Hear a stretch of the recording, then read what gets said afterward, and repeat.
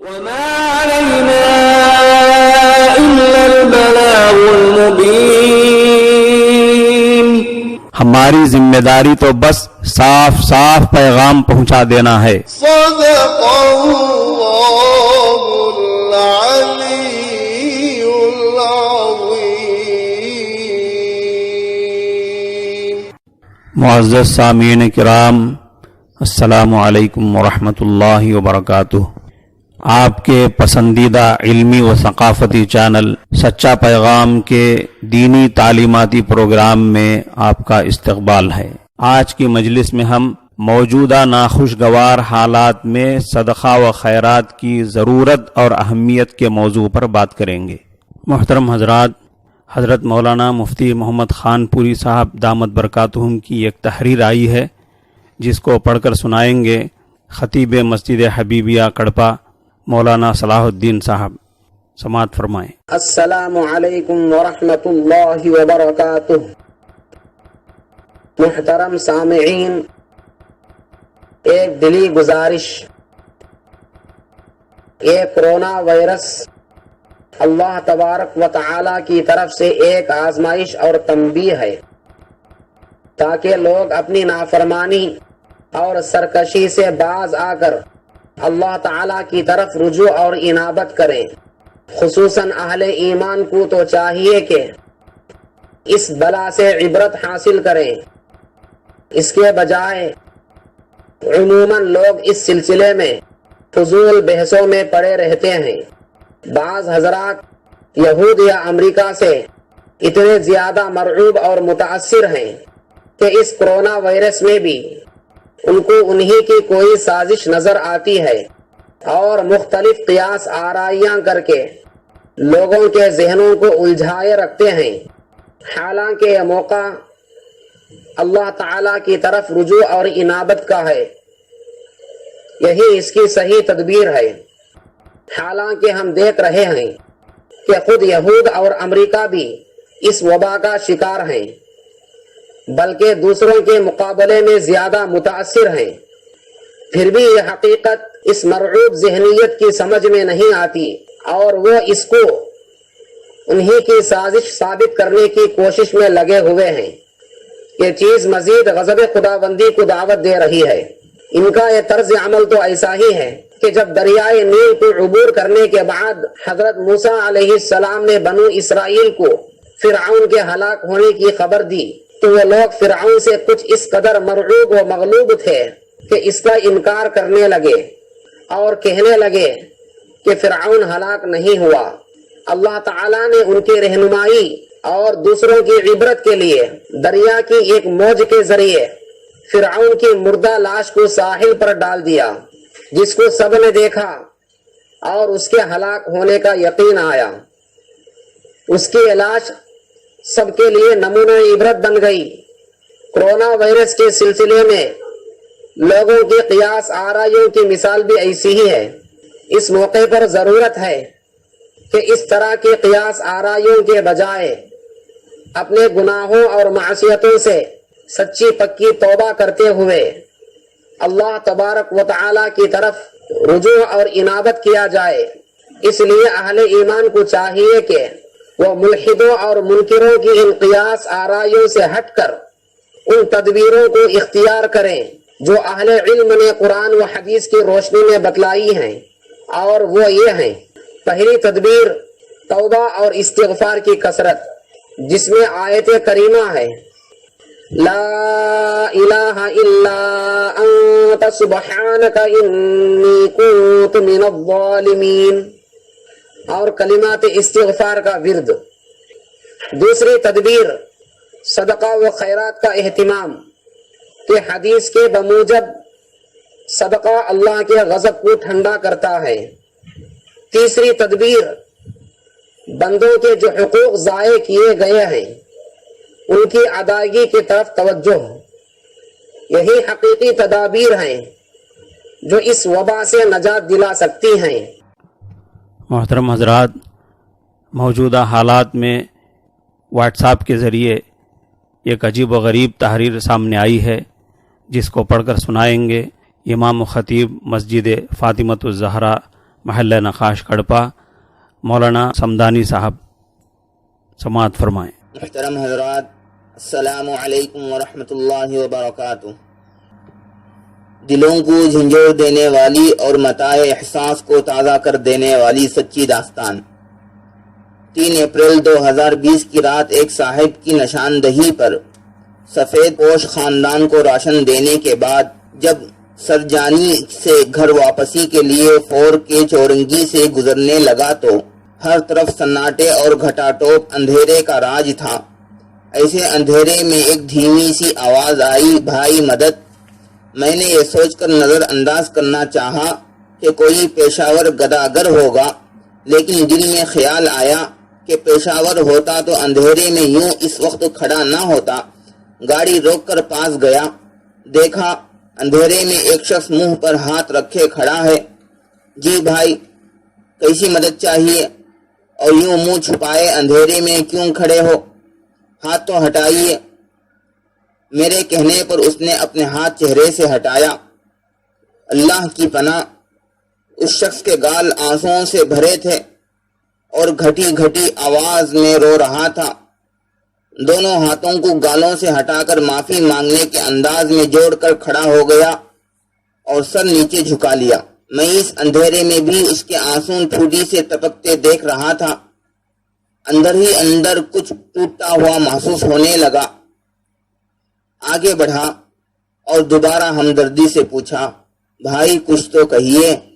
کچھ کہنے کے بجائے وہ شخص آگے بڑھا اور گلے لگ کر دھاڑے مار مار کر رونے لگا اور کہنے لگا، بھائی میں بھوکا رہ لوں گا، لیکن مجھ سے اپنی 2 چھوٹی بچیوں کی بھوک دیکھی نہیں جاتی۔ ان کا بھوک سے تڑپنا، ان کا بھوک سے بل بلانا مجھ سے برداشت نہیں ہوتا۔ کل سے گھر میں کھانے کو ایک دانہ نہیں، اور میری بچیاں صبح سے بابا بھوک لگ رہی ہے، بابا بھوک لگ رہی ہے، بابا کھانا لاؤ کی فریاد کر رہے ہیں۔ بھائی کبھی زندگی میں ایسا نہیں ہوا کہ میری بچیاں بھوکی سوئی ہوں۔ روز آنا کھانے کے ساتھ بچیوں کے لیے فروٹس لاتا تھا۔ آج بچیاں کہتی ہیں، بابا بھلے ہمیں فروٹس نہ دو، ہم ضد نہیں کریں گی، پر کھانا تو دے دو۔ آپ تو بابا ہماری ہر بات مانتے تھے، اب ہم کھانا مانگ رہے ہیں تو کھانا کیوں نہیں دیتے؟ صاحب میں فقیر نہیں ہوں، لاک ڈاؤن کی وجہ سے حالات ایسے ہو گئے، کبھی کسی کے آگے ہاتھ نہیں پھیلایا۔ صاحب آپ گھر چل کر دیکھ لو، آٹے کا ایک ذرہ بھی نکلے تو چور کی سزا دینا۔ آپ میرا شناختی کارڈ رکھ لو، جتنے فوٹو کھینچنے ہیں کھینچ لو، بس میری بچیوں کو چل کر اپنے ہاتھ سے کھانا دے دو، میں اور بیوی بھوکے سو جائیں گے۔ یہ کہہ کر وہ شخص پھوٹ پھوٹ کر دوبارہ رونے لگا۔ دل میں خیال آیا، میں بھی بیٹی کا باپ ہوں، خدا نہ کرے کبھی میری بیٹی پر ایسا وقت۔ نہیں، خدا کی قسم، دل پھٹتا ہوا محسوس ہونے لگا، سارا جسم کانپ سا ہو گیا، زبان جیسے بولنا بھول گئی۔ خاموشی سے اس شخص کو گاڑی میں بٹھایا اور اپنے گھر کی جانب چل پڑا۔ دوران سفر اس نے بتایا کہ اس کا نام صابر ہے، 13 سال سے گھروں پر کلر کا کام کرتا ہے، محنت مزدوری کر کے اپنا گزر بسر کرتا تھا، لیکن لاک ڈاؤن کی وجہ سے حالات خراب ہو گئے۔ جان پہچان والوں سے مانگنے کی ہمت نہیں پڑی۔ گھر پہنچ کر میں نے راشن کے تھیلے گاڑی میں رکھے اور صابر کے گھر کی جانب روانہ ہو گیا۔ گھر کیا تھا؟ بس ایک کمرہ تھا، وہی ڈائننگ روم، وہی بیڈ روم اور وہی کچن۔ نہ صوفے تھے، نہ بیڈ، نہ الماری تھی، نہ فریج۔ بس ایک کونے میں بجھا ہوا چولہا صابر کی مفلسی کو منہ چڑھا رہا تھا، اور دوسرے کونے میں 2 پھول سی بچیاں بھوک کی چادر تانے سو رہی تھیں۔ صابر کی بیگم نے بتایا، بھائی صاحب، جب بچیوں کا رونا برداشت نہ ہوا تو میں نے کھانسی کا شربت پلا کر سلا دیا۔ اندر روح تک جیسے کسی نے مجھے جھنجھوڑ کر رکھ دیا ہو۔ سسکتے دل، کپ کپاتے ہاتھوں اور نم آنکھوں کے ساتھ راشن کے تھیلے کمرے کے کونے میں رکھ کر ایک پیاری بھری نظر بچیوں پر ڈال کر اس دعا کے ساتھ صابر کے گھر سے نکل گیا کہ اے اللہ ان بچیوں کے نصیب اچھے فرما، اپنی مخلوق پر رحم فرما، بھوکوں کی مدد فرما، آمین۔ آپ سب بھی اپنے اپنے محلے میں ڈھونڈ لیجئے کہ کوئی صابر آپ کی گلی میں تو نہیں رہتا ہے۔ مسائل کے موضوع کے تحت مرحوم کی پوتیوں کو دادا کا ترکہ ملنے کے مسائل سماعت فرمائیں۔ مرحوم دادا کی پوتیوں کو ترکہ ملنے کی 6 صورتیں ہیں۔ ان میں سے جو پہلی صورت ہے اس کو پوتیوں کو ترکہ ملنے کی خاص شرط بھی کہہ سکتے ہیں۔ جو بھی کہا جائے دونوں کا خلاصہ ایک ہے، وہ یہ ہے کہ اگر میت کے بیٹے یا پوتے موجود ہوں یا بیٹیاں موجود ہوں تو پوتیوں کو ترکہ نہیں ملے گا۔ اس شرط کے ساتھ اگر صرف ایک پوتی ہو تو اس کو مرحوم دادا کا آدھا ترکہ ملے گا۔ جیسے اگر مرحوم کی ایک بیٹی ہو تو اس کو آدھا حصہ ملتا ہے، جب مرحوم کی ایک بیٹی بھی نہیں ہوگی اور ایک پوتی ہوگی تو پوتی کو آدھا ترکہ ملے گا۔ یہ بھی اس وقت ہے جبکہ اس پوتی کے ساتھ اس کا بھائی نہ ہو۔ اگر اس کے ساتھ بھائی ہو یعنی مرحوم کا پوتا موجود ہو تو اس پوتی کو مقررہ حصہ یعنی آدھا ترکہ ملنے کے بجائے بچا ہوا ترکہ ملے گا، جو پوتے اور پوتی کے درمیان اکہرے دوہرے کے حساب سے تقسیم ہوگا۔ اسی کے ساتھ یہاں اور تھوڑی تفصیل بھی ذہن میں رکھتے جائیں۔ اگر ایک پوتی کے علاوہ اس سے نچلے درجے کی پوتیاں بھی ہوں، یعنی پڑ پوتیاں ہوں اور سکڑ پوتیاں ہوں، تو ان کو کیا ملے گا کیا نہیں ملے گا اس کو بھی ذہن میں رکھتے جائیں۔ جب ایک پوتی کو آدھا ترکہ مل گیا، ترکے میں سے آدھا حصہ مل گیا، تو اس سے نچلے درجے کی پوتیوں کو یعنی مرحوم کی پڑپوتیوں کو چھٹا حصہ ملے گا، بشرطے کہ ان کے ساتھ پڑپوتے نہ ہوں۔ اس کے بعد یعنی پڑپوتیوں کو چھٹا حصہ مل جانے کے بعد اس کے نچلے درجے کی پوتیاں یعنی سکڑ پوتیاں محروم ہو جائیں گی، یعنی ان کو نہیں ملے گا۔ اوپر ایک پوتی کو آدھا ترکہ مل گیا، ترکے میں سے آدھا حصہ مل گیا، اس سے نچلے درجے کی پڑپوتیوں کو چھٹا حصہ مل گیا، تو پھر اس کے نچلے درجے کی سکڑ پوتیاں کو نہیں ملے گا، یعنی وہ محروم ہو جائیں گی۔ لیکن اگر ان کے ساتھ سکڑ پوتا ہو یا لکڑ پوتا موجود ہو تو ان سب پوتیوں اور پوتے کے درمیان بچا ہوا ترکہ اکہرے اور دوہرے کے حساب سے تقسیم ہوگا۔ یہ پوتیوں کو ترکہ ملنے کی دوسری صورت کی تفصیل ہے جو ابھی آپ نے سنی ہے۔ اب آگے تیسری صورت ہے پوتیوں کو ترکہ ملنے کی۔ اگر پوتیاں ایک سے زائد ہوں تو سب کو مجموعی طور پر مرحوم دادا کے ترکے کا 2/3 حصہ ملے گا، یعنی ترکے کے 3 حصے کر کے ان میں سے 2 حصے ان ایک سے زائد پوتیوں کے درمیان مجموعی طور پر تقسیم کر دیے جائیں گے۔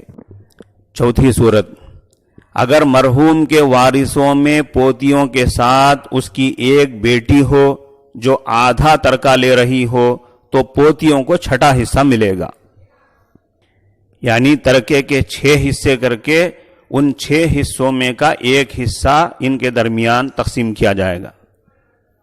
پانچویں صورت، اگر مرحوم کی بیٹیاں ایک سے زائد ہوں، یعنی مرحوم کی 1 سے زائد بیٹیاں موجود ہوں تو پوتیوں کو ترکہ نہیں ملے گا۔ چھٹی صورت، اگر مرحوم کے وارثوں میں مرحوم کا پوتا بھی ہو تو اس کی وجہ سے 2 سے زائد بیٹیاں ہونے کے باوجود پوتیوں کو ترکہ ملے گا، جو پوتے پوتیوں کے درمیان اکہرے اور دوہرے کے اصول پر تقسیم ہوگا۔ سامعین کرام، مرحوم کی پوتیوں کے یہ سارے مسائل سن کر آپ کو شاید تعجب ہوا ہوگا کہ یہاں تو مرحوم کی بیٹیوں کو ترکے سے محروم کیا جا رہا ہے، پوتے پوتیوں پڑپوتے پڑپوتیوں کو، سکڑ پوتے اور سکڑ پوتیوں کو دادا پردادا سکڑ دادا اور لکڑ دادا کا ترکہ کون دے گا؟ اس جاہلانہ ماحول کو دیکھ کر آپ کو تعجب ہوتا ہوگا. اس ماحول پر لاحول پڑھیے. تعجب اس لیے ہوگا کہ ان مسائل پر نہ عمل ہوتا ہے، نہ یہ مسائل بیانوں میں آتے ہیں. اگر بیانوں میں یہ مسائل آئیں گے اور آتے رہیں گے اور ان مسائل پر زور دے کر بیان کیا جائے گا اور سمجھایا جائے گا کہ اس کا تعلق حقوق العباد سے ہے جس پر آخرت میں سخت پکڑ ہوگی، اگر یہاں نہیں دیں گے تو وہاں نیکیاں دینے کی ضرورت پڑ جائے گی. اگر نیکیاں خالی ہو جائیں تو حقدار لوگوں کے گناہوں کا بوجھ سر پر لے کر دوزخ میں جانا ہوگا. تو امید ہے کہ لوگ عمل کرنے تیار ہو جائیں اور پھر بیٹیوں کو بھی حق دیں گے، پوتے پوتیوں، پڑ پوتے پڑ پوتیوں، سکڑ پوتے سکڑ پوتیوں اور لکڑ پوتے لکڑ پوتیوں کو بھی ان کا حق دے کر رہیں گے انشاءاللہ. سامعین کرام، آداب زندگی کے موضوع کے تحت پڑوسی کے آداب سماعت فرمائیں. ہمیشہ پڑوسی کے ساتھ اچھا سلوک کرنا، اپنے کسی عمل یا بات سے پڑوسی کو تکلیف نہ پہنچانا، اس کی طرف سے پہنچنے والی تکلیفوں پر صبر کرنا، اپنی دیوار میں پڑوسی کو لکڑی گاڑنے اور دیگر کاموں میں استعمال میں لانے سے انکار نہ کرنا، بشرطے کہ لکڑی لگانے سے مکان اور دیوار کو خطرہ اور کسی قسم کے نقصان کا اندیشہ نہ ہو.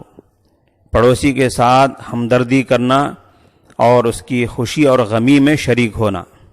جو چیز اپنے لیے پسند کرے وہی چیز اپنے پڑوسی کے لیے بھی پسند کرنا. باقی آداب انشاءاللہ اگلی مجلس میں بیان کیے جائیں گے. ان آداب کی تشریح اور باقی آداب انشاءاللہ اگلی مجلس میں بیان کیے جائیں گے.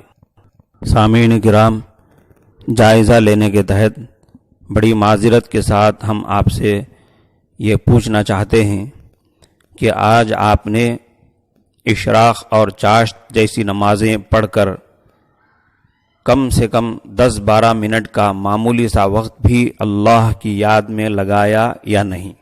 کامنٹ باکس میں آپ اس کا جواب لکھیں گے. آخر میں دشمنوں سے حفاظت کی مسنون دعا پڑھ لیجئے. بسم اللہ الرحمن الرحیم. اللہم انا نجعلک فی نحورہم ونعوذ بک من شرورہم. بڑی اچھی دعا ہے، بڑا اچھا اس کا مضمون ہے. اے اللہ، ہم آپ کو ہمارے دشمنوں کے مقابل میں ٹھہراتے ہیں، یعنی اے اللہ ہم اپنے دشمنوں سے مقابلہ نہیں کر سکتے ہیں، آپ ہی ان سے نمٹ لیجئے. اور اے اللہ ہم آپ سے ان کی شرارتوں سے اور ان کے شر سے پناہ چاہتے ہیں. ان کی شرارتوں اور ان کے شر سے آپ ہماری حفاظت فرمائیے. اس دعا کو اچھی طرح یاد کر لیجئے اور بار بار پڑھتے رہا کیجئے. بہرکیف سامعین کرام، آج کے پروگرام میں اسی پر اکتفا کرتے ہیں. انشاءاللہ پھر ملاقات کریں گے. السلام علیکم ورحمۃ اللہ وبرکاتہ.